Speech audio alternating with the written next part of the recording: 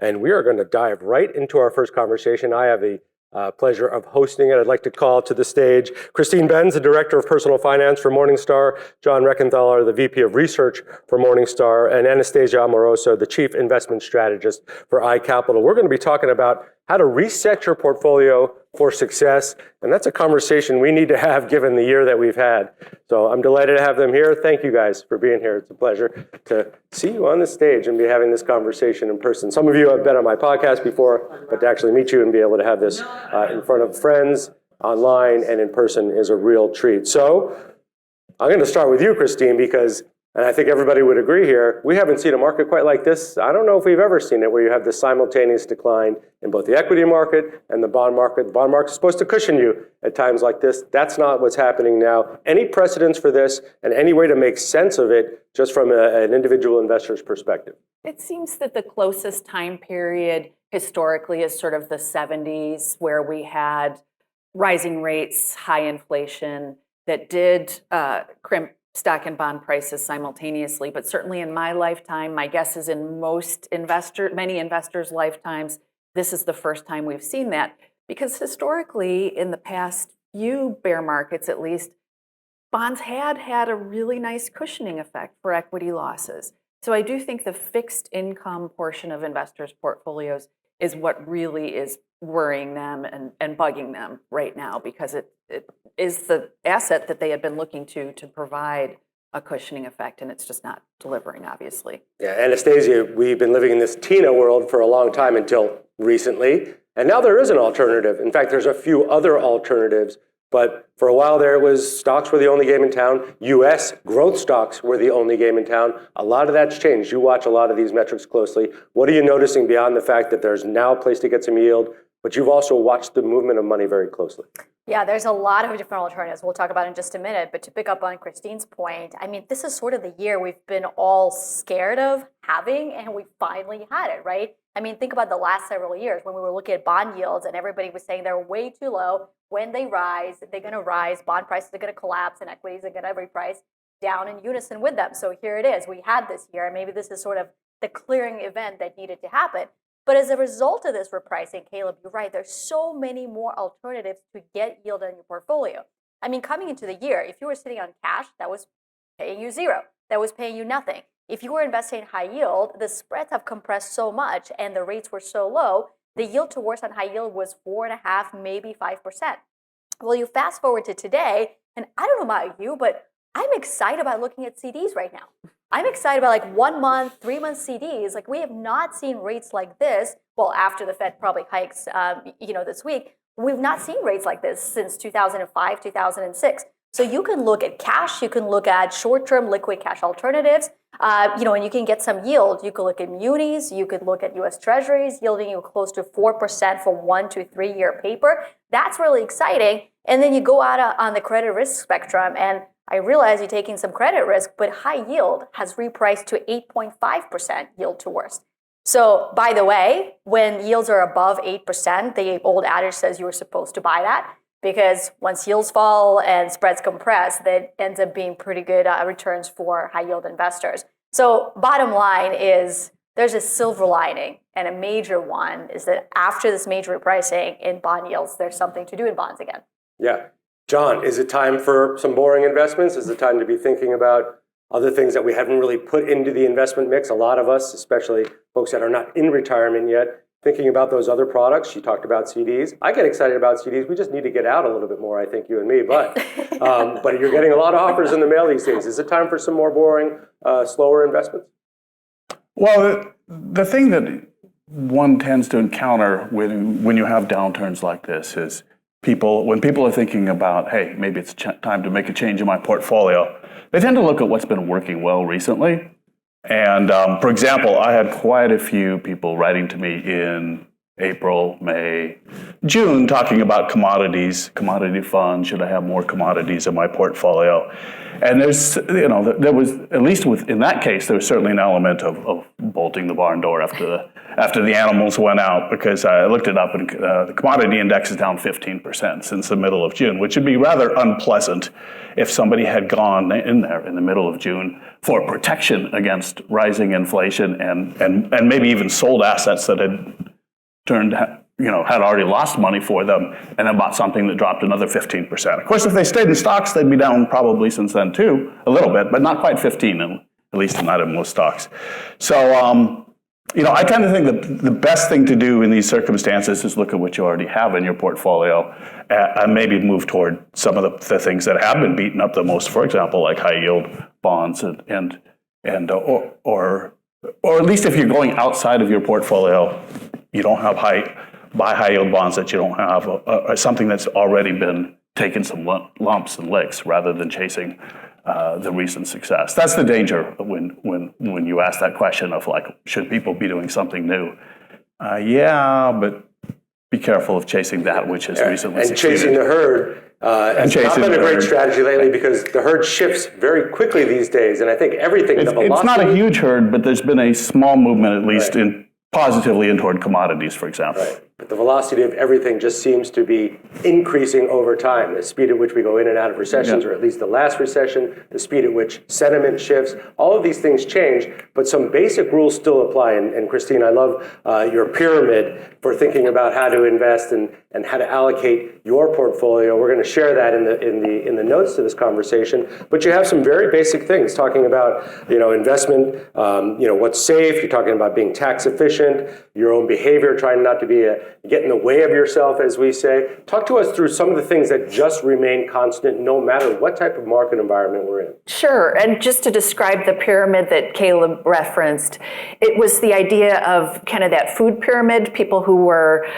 in school in the 70s probably remember that it had us all eating a whole bunch of carbs. That was the base of the pyramid, that we should spend most of our diet on carbs. Turned out that was all wrong. But the basic idea with this investing pyramid is, if you have a fixed amount of time and resources, you'd want to allocate to the important stuff versus things that do not deliver a good return on your time and your capital. So at the bottom would be having a goal, having a well-articulated goal, having a sense of what that investment goal will require in terms of funds. Managing your own behavior is certainly huge, and we have reams of data on how investors do oftentimes undermine their own investment success by chasing, as John was talking about, chasing what has recently outperformed.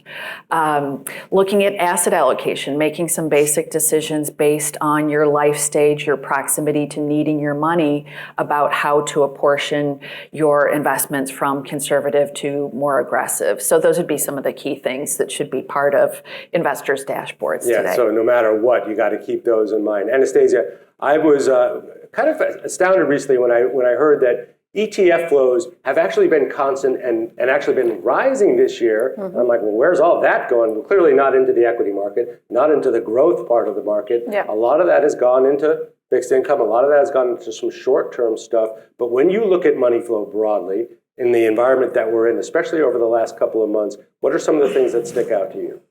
Yeah, so it's interesting that you bring up the ETF point, and I was actually puzzled to see that the ETF flows have been positive this year, but I think you're right to point out that it depends on what sectors of the market they've been positive into, which, by the way, mutual fund flows have not been positive this year, but investors, by and large, have still been buying the dip in equities. I think things that they have been buying have been the dividend-paying stocks. If you look at an ETF like DVY, for example, it is down 3% on the year. So clearly it's held up well in this inflationary environment, and it's garnered some of the flows. To pick up on something that both of you said before, I think investors really need to realize that we have had a big regime shift just in the last 6 months. I mean, all of us who've been investing since 2009 have been accustomed to the zero interest rate policy. And what you did as an investor, you bought the dip in growth stocks. I mean, that was really the playbook for the last 10 years. And I think investors are still having, myself included, by the way, are having a hard time with thinking that, no, you don't just blindly buy the dip in all things growth, because that's going to perform quite well. So that's why I think the repositioning that still needs to happen is we might want to broaden out what is it that we buy the dip in. And maybe not every growth stock deserves to be bought in this environment. So I think that's when we probably finally reach some sort of point of a washout, a capitulation, when investors finally realize that the environment that we're in is not one where stocks without yield can perform well, but it's stocks that have either a solid cash flow yield or a solid business model and are priced accordingly. They're likely to do well. So I think if we were to dissect through the flows, that's what I'd want to see first. Yeah, great point. And John, you've written about this before. Is there a threat or is there a concern about over-diversification? When you're thinking about ways to rebuild right now, is there ways to spread yourself maybe too thin when you're trying to rebuild, reset your portfolio now? Well, I've seen many cases of people, and they send me portfolios, and they've got 27 different mutual funds. And that's a lot of securities, right? 27 funds, and some of those are even index funds, and it's kind of like combining different target date funds. I don't think there's necessarily a harm in that, in the sense that when you do this, you're just ending up with sort of an index squared, and an index squared isn't a bad thing, just as an index not squared it is not a bad thing. But it gets confusing to understand exactly how you're positioned, as well as just tracking all that stuff. I think most people would benefit from pairing their portfolios rather than adding to them. But there's always the temptation. Look, we're up here talking about this, what to do now. Things change. Let's go add something. Well, maybe what to do now is actually to cut back on some things and simplify your lives a little bit. I think that's such an important point. Well, good. I'm glad I made an important point. You make a lot of points. That's one in 45 minutes. But personally speaking, as I was looking at my portfolio heading into the year, you load up on things that I really liked, which is all things digital transformation and healthcare innovation and sustainability. Mm-hmm. And then what worked in an environment of zero interest rate policy is likely not going to work going forward. So you want to take some risks, but you want those risks to be well calculated, and you really want to know what you own. So case in point, personally, I actually did pare back all these various individual stock exposures that I had. And I think that's probably what a lot of investors have done. And that's why there's not this sense of panic in the market right now, because people have de-risked the portfolios. And you're going to own your top semiconductor companies because you have a lot of faith in them. You're going to own your top biotech and healthcare companies. You're going to own some of the winners of the sustainability revolution, but you really, really want to know the companies or ETFs or mutual funds you own, because, in the event of, another market downdraft, you don't want to be guessing what those companies are going to do. And you don't want to be guessing your value proposition for owning them. Right. That expression, know what you own, so important, always important, but especially important right now. And it's those companies with cash flow, those companies that with reliable cash flow quarter after quarter that are not guessing or at the whim of the economy that might do a little bit better at a time like this. Christine, you know behavior very, very well. What are the worst mistakes investors can make at a time like now? Well, John referenced the big one, which is chasing what has performed well in the very recent past. The good news is when we look at fund flow data, we are seeing a pretty placid pattern on the part of investors. Investors are leaving stock funds a little bit around the margins, but for the most part, when we look at what investors are doing, they're staying pretty inert, which turns out to be a good thing from the standpoint of their portfolios. We have seen some action out of bond funds, but I think the fact that more flows are being driven by target date funds, more investors are just turning their decision-making over to an automatic plan that does that rebalancing for them. I think financial advisors are driving more of the flows. We've been seeing sort of a counterintuitive pattern for a few years now, where from 2019 through 2021, for example, we saw really strong flows into international equity. And of course, international equity didn't outperform U.S. during that period, but I think that rebalancing was going on behind the scenes. And to my view, that very much redounds to investors' benefit if they're outsourcing some of this decision making. Yeah. If I can briefly just jump onto that point, I I actually looked at this a little while back, flows into index funds. And, for a while, there was just one index fund. It was the Vanguard 500 fund, and that was the only index for many years. And then, then we got more, the menu expanded, and we got the growth fund and the value index fund and the small cap fund and the mid cap fund, and now we've got more as many index funds almost as there are stocks in the market. That's really not an exaggeration. And in the early days, when these index funds expanded, and you look at the flows into them, they were very much chasing the performance tail.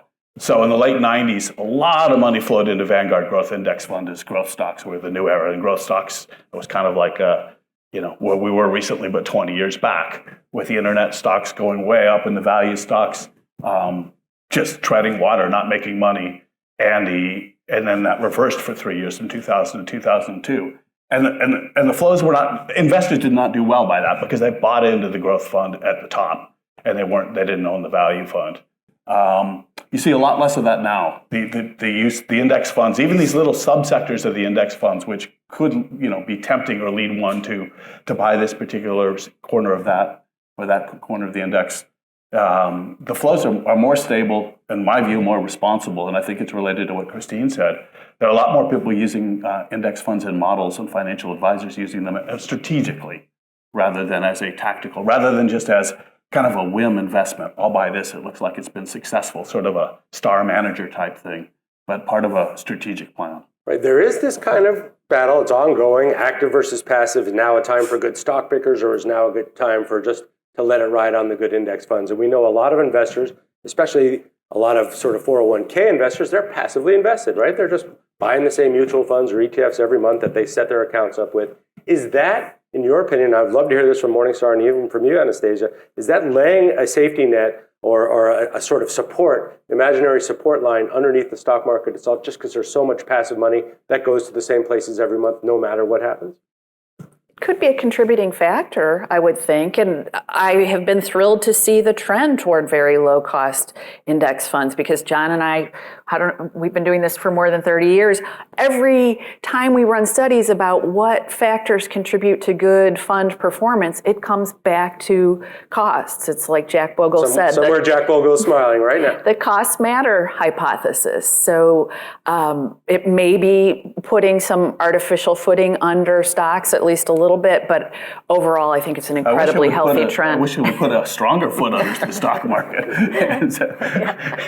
It's always tough to know what to do with flows because you look this year and the flows in funds have not been dramatic at all, and yet the stock market is down a lot. So somewhere somebody's selling and somebody's been getting out, and stock prices have shown that, but it's hard to see that in the flow numbers. Sure. But yes, I think clearly, all things being equal, it's better to have this kind of passive, relatively passive, steady group like with the 401k monies that are coming in and supporting the marketplace. But there's a limit to what they can accomplish when interest rates rise as they do now when stocks are being repriced. Anastasia? So to dissect that a little bit, who's been buying and who's been selling? Actually, somebody asked me a question earlier today.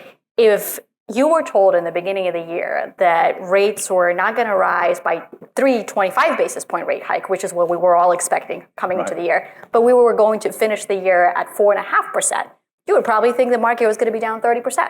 Right? Instead, the market is down 18, and that's kind of a good outcome. There you go. So and this is the good news. I think part of the good news is that you have had this bid to equities from individual investors or institutional investors that are still deploying capital. And again, we see that in some of the ETF flows. I was surprised that equity ETF flows have actually still been positive for the year.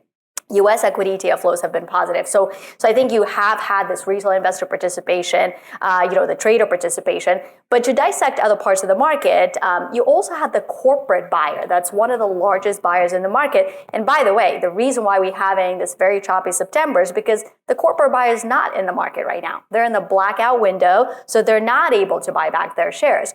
But if you look at corporate buyback authorizations, they're at record levels, and they've been executing them as the equity markets pulled back. So I think between the individual investors stepping into ETFs, between the corporate buyers stepping in to do share buybacks, that's probably why as bad of a year as we're having, it's not worse. And then on the flip side, you have a lot of other parts of the community like hedge funds and commodity trading advisors, kind of the systematic managers that have been selling and have been contributing to volatility. But that's sort of the structure of the market, and I'm glad we have some of the longer term investors that are stepping in. Yeah, it's ironic to hear the individual investor being portrayed as the helpful party in the market, when for so many years, certainly I was talking about the late 90s, there were many articles that were, anybody wants to Google search, you can see that, about what's going to happen when the dumb fund investor hits the first bear market, because it was the same sort of idea in the 90s, which was a long bull market. These people don't know what a bear market is like, and they're going to panic. And largely they didn't.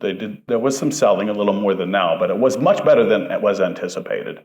And I think the story has, people are realizing that now, and realizing that actually individual investors, for the most part, I mean, we all know some people who maybe aren't entirely rational, but as a group, they're pretty rational. But it's a really good point, because the presence of retail investors in the market have grown significantly, right? If it was maybe 10% of the trading volume, a few years ago, it's at its peak, probably during the pandemic, has reached 30% of the volume, and it still is 20-25% today. So whereas before we used to look solely at hedge fund flows and seeing which way they're headed to kind of extrapolate where the market might be headed, I would almost argue that the retail investor presence is as important, if not more. Yeah, and the game changed when the game changed a year and a half or so ago with GameStop and AMC and a lot of the meme stocks, which brought a lot of retail investors into the market. There was other reasons. There was, the pandemic, people were home. There was money coming in from the government. So a lot of that sort of drove that enthusiasm and that activity. But then there's been some studies recently, whether they're accurate or not, is that a lot of folks who got into the market are getting out of the market, but they came in for the casino and left when it stopped being a lot of fun, and are not sort of long-term investors who are in it, for wealth building over time. But if you are in it for wealth building over time, Christine, you do such a great job of talking about different ways to allocate, given your age and given your life stage. Let's just call out my life stage right now, in my 50s right now, pre-retirement, but coming off of a lot of years of good years in the stock market and thinking about continuing to wealth build over time. What do you recommend for folks, not necessarily the securities per se, but where should we be looking?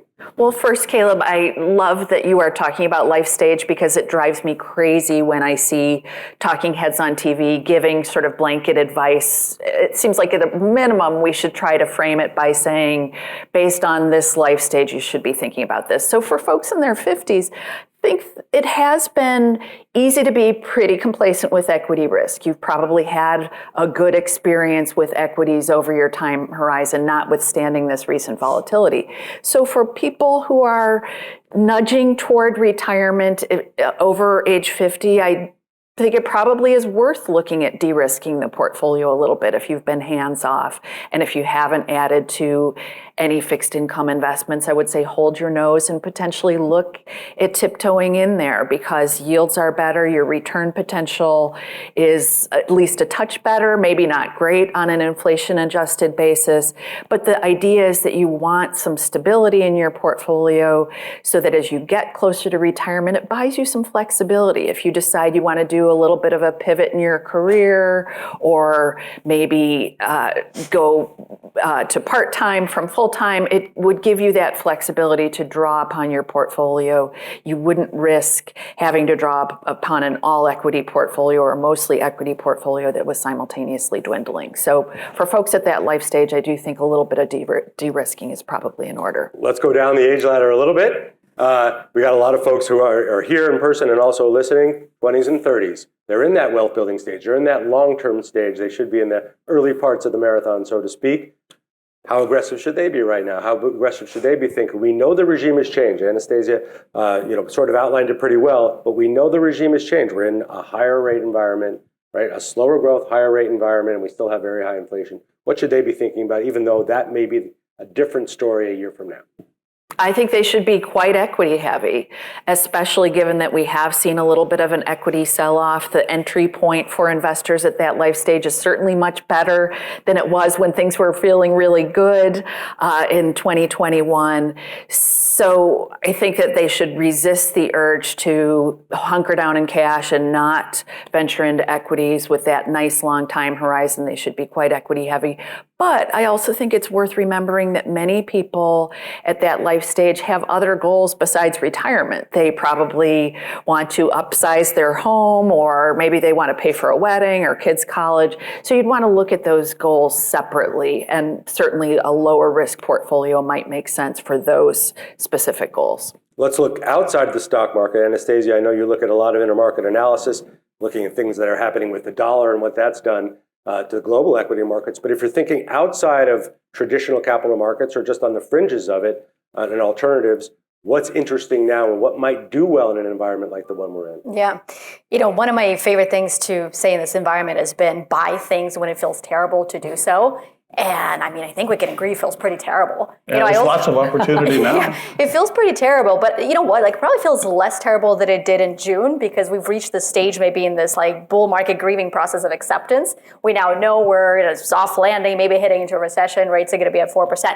Anyway, the point is, as you look to buy things, whether it's in the equity markets or in alternatives, think about what the forward-looking returns may be from this starting point 2, 3, 5 years down the road.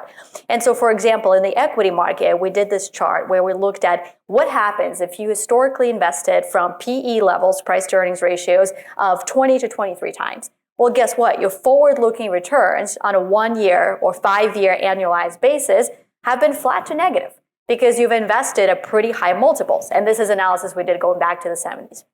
And if you look at when you buy stocks from 16 to 19 times multiple or 13 to 16 times multiple, those buckets have generated positive double-digit returns historically.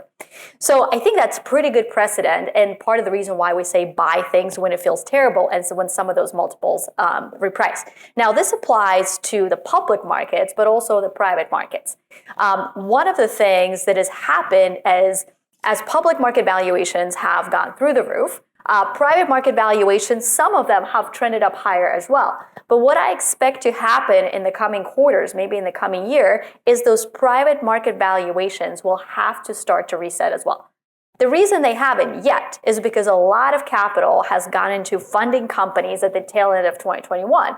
So guess what? If you're a well-funded private company, you don't have to tap the market at the valuations, but at some point in the next few quarters, you'll likely have to. So when I look at investing in things like private equity and venture capital, you want to be deploying those dollars in downturn years. Because similar to that PE analysis that I talked about with the public markets, if you invest in the downturn years, your net IRRs, your net returns historically would have been more positive than if you invested, let's say, in 2007. So I think that's a place to look at within alternatives. The other kind of tagline this year for me has been, get paid while you wait. While we wait out this choppiness, we wait out this volatility, and whether it's private real estate, let's say apartments, which we know what the apartment vacancies are like, that gives you close to 4% yield, depending on what you look at. Private credit gets you probably 9.6% yield. Most of that is floating rate. So I think there's a lot of ways to potentially enhance the income and increase your potential for returns with things like private equity, venture capital, et cetera. Yeah, worth looking at for sure. John, is the U.S. the cleanest dirty shirt, so to speak, in the hamper, or is there opportunities outside the U.S.? A lot of economies are facing some difficult times. Emerging market economies don't like this type of economic environment with a really strong dollar right now and a potential downturn. Is it U.S. only right now? Because for a minute there, it did shift. I'm actually leaning toward the reverse. I have been, I won't use the phrase America first, because that has a different connotation, but my own portfolio, in general, I write about U.S. equities. Generally, my mindset has been that, I guess somewhat related to Jack Wolf's. We talked about Jack Wolf earlier, who famously or infamously, depending on your view, was kind of like, why not just buy only in the U.S., was his view. The markets tend to be correlated globally. You haven't had a lot of diversification from in recent years from buying overseas, except for your performance being a little worse because earnings have not been quite as strong and investor enthusiasm not as much, as well as the dollar being strong. So it's been a confluence of events that certainly I've not been penalized for writing basically about U.S. equities and implying, if not directly stating, you might as well just own U.S. equities. I think this could actually be a turning point, despite some of the economic news not necessarily or looking unfavorable for some of these markets. And Europe is really pretty clearly entering into a slowdown. It's just between the combination of the weaker performance and lower multiples, which has been going on for a while, lower prices, and the strong dollar. The dollar will not continue to rise forever, or even maybe probably for a few more years. I think it's pretty close to peaking. It's probably a good time to be diversifying internationally. So I just said 20 minutes ago, I guess I'm slightly modifying my suggestion not to buy something new, maybe. But in this case, I'm actually thinking about buying some international securities. So I haven't really done much of that historically. Yeah, and again, when people are fearful and when they think the worst is happening, the stock market is a future sort of timing mechanism. Maybe it's right, maybe it's not. I've been reading arguments as to why international stocks are underappreciated for 15 years now, and I never took them very seriously. But now I am. Well, it seems like the combination of valuation, higher dividend yields overseas do argue for investors, at least who haven't revisited rebalancing of their U.S. versus non-U.S. exposure, to take a look at that, because it has been very easy to ignore non-U.S. I think you get kind of penalized in the 2010s just for pretending that nothing existed outside of this country. Right. It was always a good thing. Right. Just like owning growth stocks. That's right. You didn't have to know value stocks existed. Yeah. You get a little bit of a twofer with non-U.S. stocks, in that arguably value stocks are inexpensive still relative to growth, and non-U.S. markets do tend to be more leveraged to the value sectors. So I think you sort of get a double dose of undervaluation by looking at non-U.S.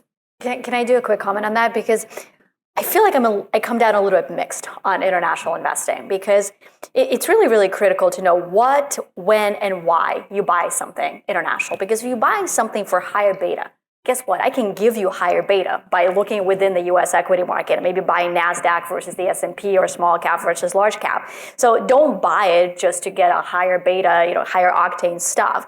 The other thing about international markets, it's fraught with currency risk, it's fraught with geopolitical risk, and that's really hard to manage for investors. And we can't always perfectly predict when the dollar's going to top out, or, when it's going to surge or whatnot.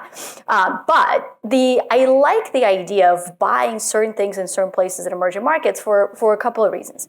First of all, if there is a tactical change in momentum and macro momentum that can be identified, that is probably a good trade to be had in emerging markets. You can trade something very idiosyncratic, like the turnaround in Brazilian elections, for example. That's something that we've done before. You could potentially look at emerging markets today and say, well, they've raised rates a lot quicker, a lot faster than the developed market world has. So maybe they'll be quicker to cut. And so to your point, maybe now is the time to be looking at some of those economies. But guess what? You might also want to look at emerging market debt, because that's yielding about 11%, emerging market high yield. So that could actually be attractive and offer you equity-like returns with a big chunk of the coupon on top of it. So I think tactical trade if you have a shift in momentum. But the other way I would think about investing in emerging markets, so that you don't just think about geopolitical and currency risk, is the secular trends, the mega trends that we talk about of digital transformation, healthcare innovation, and sustainability. Well, guess what? They're all playing out in emerging markets as well. And there's an Amazon in Chile, and there's I don't know, there's a fintech in, not that I should say this, in Russia, but you get my point. There's emerging market equivalents to the disruptors that we had in the US, and they're just getting started. They're earlier in their adoption stage, and so e-commerce may go from 3% to 15%, unlike it has already in the United States. So I like identifying some of these secular growth opportunities and that are earlier stage, and putting the ideas together around that, whether it's in public markets or privates. Yeah, so follow Anastasia's research if you want to look into those. And I'm going to go down the line here, and then we're going to open it up to questions for a few minutes. But starting with you, Anastasia, what are the 2 or 3 things, indicators that you're going to be watching most closely from now until the end of the year that are going to give you the best sense of temperature shift and wind shift and what's going on in capital markets? I think you're probably going to get the same one from all 3 of us, inflation. But I'll give you one specific measure of inflation that's really key to everything. It's the month-over-month change in inflation. The reason why I think the Fed is likely to be, technical term, freaked out by this last inflation report is the month-over-month figure for core inflation has moved higher than it was the prior month. It was 0.6, 0.7%. So instead of decelerating on a monthly basis, it's starting to accelerate. So what do you need to do in order to bring inflation down to 4, 3, 2%? You actually need to see very small changes in month over month and even declines to do that. And we're not currently seeing that. So that's what I'm going to be watching to hopefully see the change of the type of inflation and therefore a Fed pivot and therefore better outcome for the markets. As you said, right out of your mouth. And not only that, but core inflation. Yeah, I had a lot of people writing to me about energy prices earlier this year when they were soaring and complaining and so it's this fault or that fault or whatever. But we've seen recently energy prices have come down a lot, and the market got absolutely hammered because it didn't care. With the latest inflation reports looking at core inflation, stripping out energy. Yeah, energy dropped 10% in a month, but guess what? That's not the major concern. The concern is the core inflation, the shelter and transportation and other costs. Well, transportation wasn't so bad because of inflation.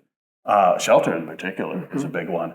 And when the Fed's seeing that, it's just going to keep raising those rates, and it's not going to stop until that decelerates. But John, then we get into this thing where the 30-year is over 6%, so it's driving would-be first-time home buyers into the rental market, which is driving rental prices higher.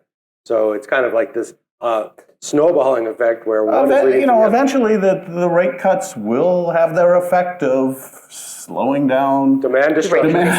Demand destruction. It's a question of how destructive it is, right? And so there's certainly room for the markets to drop further. And core inflation, I think, is absolutely the key figure. So your prediction is spot on of what we were going to say. Inflation. One related issue, speaking of mortgage rates, is just, I think it could lead to kind of a state of stasis in the housing market where if you have a mortgage interest rate of 3% or 3.5%, you're not going anywhere, right? With mortgage interest rates 6%. So I would pay attention to that housing sector. We saw before that it's a big driver of what's going on in our economy, and I do think that there are a lot of homeowners who probably will be sitting still given the current interest rate regime. Yeah, the housing sector is going to be, I think, the big story the second half of the year as opposed to energy in the first half of the year. In that you think it... I think it is really going to start to slow down. There's going to be a slowdown in the hits on housing prices. Yeah, at least in the, as you say, rental maybe not. Yeah. And the disjunction between the two and just what happens there could decelerate quite quickly. Yeah, we'll see if that happens. Yeah, we'll see. Do we have questions from the crowd? Anyone? We have a mic going around here. I think we're going to fire up the mics here, so feel free to ask questions yourselves. I know we have some coming through online. Does this work? Oh, hello, everyone. Yes, we have questions online. First one from Douglas. Currently, what % of the equity market is represented by the retail investor? Good question. Morningstar, can you guys tackle that? What percentage of the U.S. equity market is represented by the retail investor? Well, they're about, to my knowledge, I'm trying to remember, I think about 15 trillion in domestic equity funds, and well, it was 50 trillion. It's come down a little bit. The value of the U.S. market, so maybe 40%. Yeah, that's what I've heard. Somewhere between 40 and 50%, but that waxes and wanes. That's a back of the envelope number. If I had my trusty computer here, it would not be back of the envelope, but. Yeah, and I guess there's maybe a twofold question there. What % of the assets that are invested in the U.S. equity market that are held, let's say long-term assets that are held by retail investor, and that's the answer. But then there's the trading flow, and that's the number I was referring to before. before, the retail investor was not a huge participant in day-to-day trading because their commissions involved were quite steep. But to your point, Caleb, when the tide shifts and when the circumstances change and when Schwab and Fidelity and everybody else goes to zero commissions, that's what's really unlocked, the presence of retail investor in the day-to-day trading. And that's why those volumes went from maybe being 5 to 10% of the overall trading flow to being 25 to 30% at the height of the pandemic. And I should modify my answer. Now that I thought of it more, those are the overall fund amounts, but some of those are institutional monies. There's, of course, money people have in equities outside of funds as well. The better number actually is to look, the Federal Reserve has these numbers of household assets versus others, and that's where to go for them. Mm-hmm. So, Yes. The Z1. Put a big asterisk around Z1, you're absolutely right. Yeah. Z1. Another one? We have another one from an online attendee. Is it wise to simply take a break from investing if the market is bad and you're not willing to take extreme risks? Yeah, I'm going to handle that first, but I definitely want to hear from the experts. A decision to not do anything is still a decision. And for retail investors, individual investors, us, a lot of the folks online, you don't have to do anything. This is not your job. You cannot put money to work. But to continually invest, whether it's passively through your 401k or through your SEP account, month after month, it's never really been a bad idea, even in bad markets, because you can dollar cost average in. But the decision to do nothing is also a reasonable decision, right?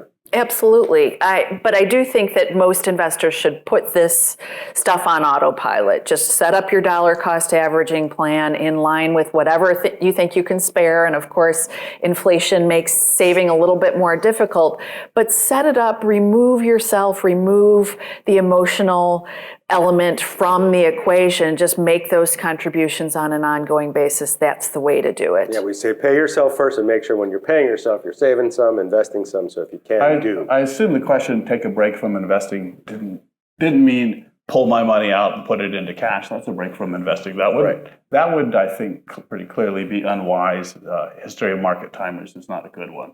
But if it's take a break from investing, meaning I'm really not having any fun making these trades anymore because whatever I buy goes down, yeah, fine, you can take a break from investing that way. Whatever you hold may go down, but it's at least, Unless you're at least you're not doing money damage manager. to yourself in the same way as pulling out. Yeah, you're not a professional money manager. You're not being judged against the S&P exactly. 500. So do what feels comfortable to you. Any thoughts on that? Yeah, just real quick. I mean, I think that's right. A lot of people probably have already taken a break from kind of the day-to-day trading. But look, again, earlier this year, we wrote this Outlook report and, said, in order to beat inflation, which we're at the time we're expecting to be 4%, you kind of had to do something, right? And that's why we looked to a set of alternative asset classes where you can get 4 or 5 or maybe even 9% yield. Today, to not invest in anything at all, I don't think it's, really a great option either because inflation is still 8.5%. Right, so if your portfolio is sitting in cash, which for now is still yielding 2.5%, and inflation is 8.5%, you're still losing value in real terms. Now, cash is probably going to go to 4.5%, before too long, so that's better. But again, there's things you can do that are investing in different cash alternatives or in different part of fixed income instruments that can improve your yield on cash, which I think is very important to offset the inflationary impacts that we have.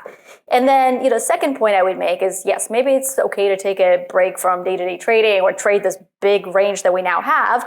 But again, when we look 2 years or 3 years down the road, I hope we're on the other side of 8.5% inflation.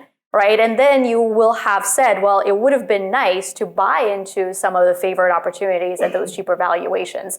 So maybe break from trading, but I would say now is the time to think strategically of what trades you want to make or investments you want to make for the next 2 or 3 years. Right. And when Anastasia talks about alternative investments or fixed income or other ways to access the capital markets, it sounds intimidating for a lot of individual investors who don't have a lot of experience with that. But guess what? There's an ETF for that probably. There's an index fund for that probably. You do such a great job of giving people a variety of ways to choose from it. Morningstar has great tools if you're looking to screen things into your portfolio that might fit your objectives. So there are ways to access this for retail investors that didn't exist 5-10 years ago, and those are all worth looking at. So we have 30,000 U.S. funds in our database, and those aren't multiple share classes. Those are 30,000 individual funds. And your team does the work on rating those, so there's there are a lot of options out there. Plenty of things to choose from. Anything else from the crowd?